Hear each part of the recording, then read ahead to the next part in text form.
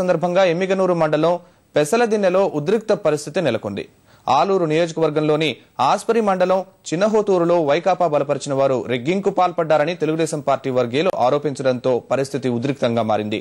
పోలీసులు లాఠీచార్జ్ చేసి పరిస్థితిని అదుపులోకి తెచ్చారు. కడప జిల్లాలో వైకాపా హవా కొనసాగుతోంది. ఆ పార్టీ వర్గీయులు 130కి పైగా స్థానాలను కైవసం చేసుకుని అగ్రస్థానంలో కొనసాగుతున్నారు.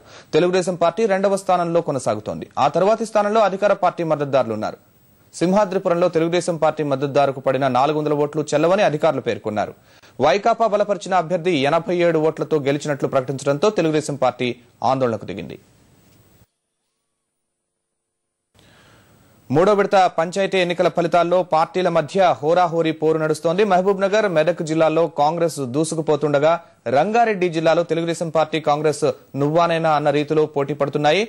పాలమూరులో మొదటి 2 విడతల్లో స్పష్టమైన ఆధిక్యం ప్రదర్శించిన కాంగ్రెస్ ఇప్పటి వరకు అందిన ఫలితాల ప్రకారం 3వ విడతలోనూ మొదటి స్థానంలో కొనసాగుతోంది. తెలుగుదేశం పార్టీ, తెరాస ఆ తరువాతి స్థానంలో ఉన్నాయి. ఇతరులు సైతం తమ ఆధిపత్యాన్ని ప్రదర్శిస్తున్నారు. తెరాస శాసనసభ్యుడు జూపల్లి కృష్ణారావు స్వగ్రామం పెద్దదగడలో వైకాపా మద్దతుదారు విజయం సాధించారు. మెదక్ పంచాయతీ ఫలితాల్లో కాంగ్రెస్ ఆధిక్యంలో కొనసాగుతుండగా తెలుగుదేశం పార్టీ 2వ స్థానంలో ఉంది.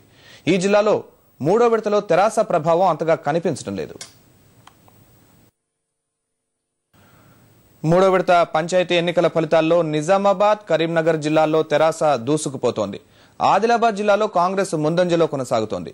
నిజామాబాద్ జిల్లాలోని కామారెడ్డి, ఎల్లారెడ్డి నియోజకవర్గాల్లోని మొత్తం 191 పంచాయతీలకు జరిగిన ఎన్నికల్లో తెరాస మద్దతుదారులు 65కు పైగా కైవసం చేసుకున్నారు. అయితే తెరాస ఎమ్మెల్యే రవీందర్ రెడ్డి స్వగ్రామం ఎర్రపహాడ్లో భారతీయ జనతా పార్టీ మద్దతుదారు గెలుపొందారు.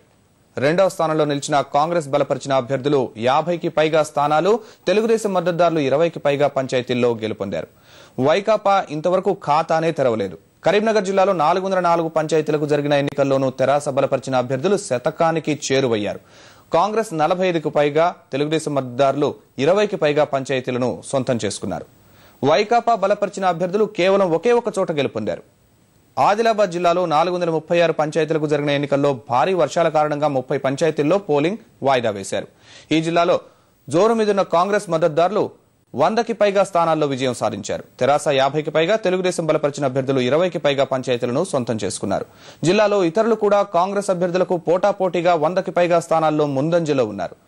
జైనూరు మండలం గుడమామడ ఓట్ల లెక్కింపులో గందరగోళంతో మళ్లీ లెక్కింపు చేపట్టాలని కాంగ్రెస్, స్వతంత్ర అభ్యర్థుల ఆందోళనకు దిగారు.